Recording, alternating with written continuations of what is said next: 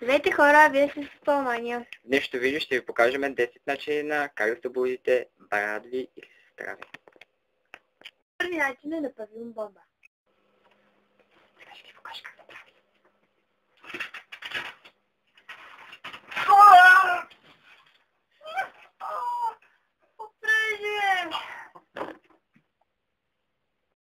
Вторият начин е обичайният да го полее с вода. Сега ще ви покажа как се прави поливането. Отвим вода.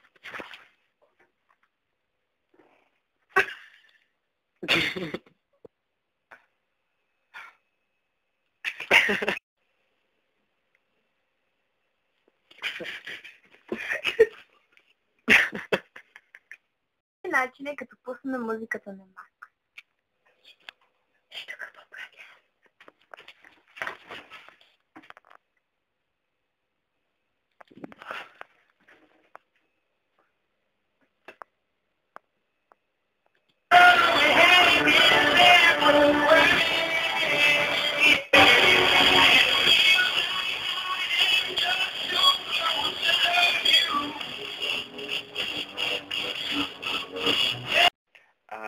Четвъртия начин е, като махнеш одеялото, отвориш прозореца и оставиш да се задува.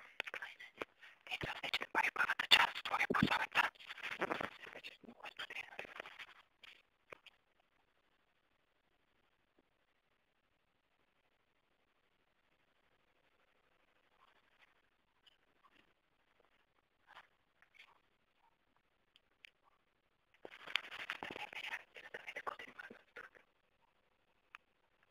Пускай цялата стая с различен вибрант и изчакай да се задуши. Това е петият начин. Първо с малко бебешко леко. Така. После малко ванилия, много се намерише. Сега чакаме докато се задуши. Малко по-късно.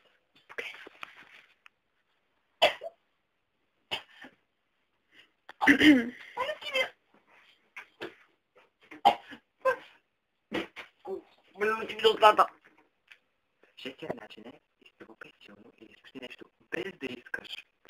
Просто ще ти изпусна нещо и ще изпусна огромна ябълка без да искам няколко пъти.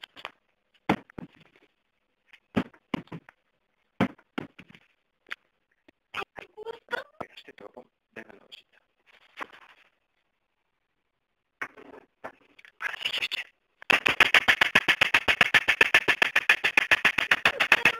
Много красивия начин за събуждане.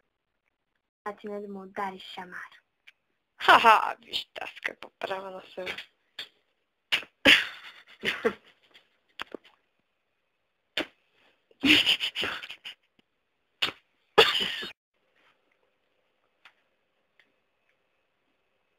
Осмият начин е да затвориш и да гледаш към духмата.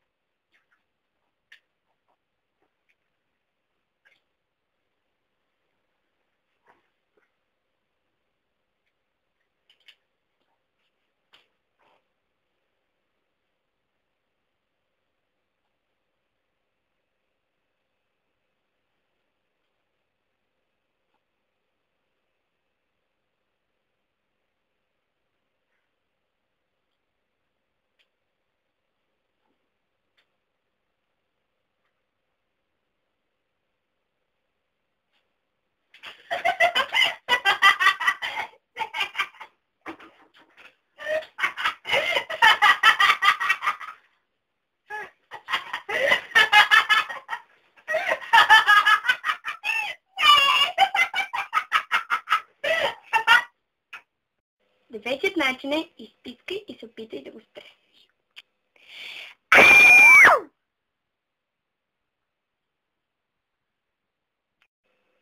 Десетият начин е празни и ме карай да страда. И да се уигни.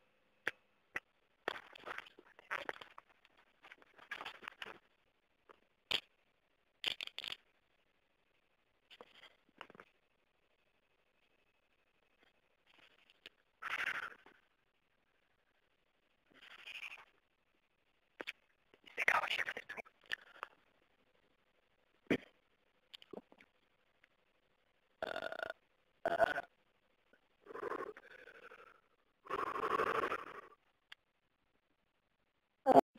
имате и когато искате да събудите вашия брат или сестра, са сушим муха в ухото. Тази идея е от Виктор. Следващото е седни му на лицето или на нейното лице по голи буски. Да го сложиш или удариш топка сега в главата. Остава още малко варианти. Някой чак е да сложиш няколко телефона вибрации и да го пуснеш в пижамата му. Следващата е да дадеш на твоя сиблинг да вдиша черен бифер. Следващата точка, с която разполагате, е да го сложите ръката му или нейната ръка в топла вода и така ще проверите как се сневите и дали ще се напика. Следващия вариант е да му сложите лед в гушата. Другата опция, която имате, е да му направите wet willy в двете уши. Тропете стенджера и черпаци до главата му. Това е много ефективен начин. И последният начин е come on her.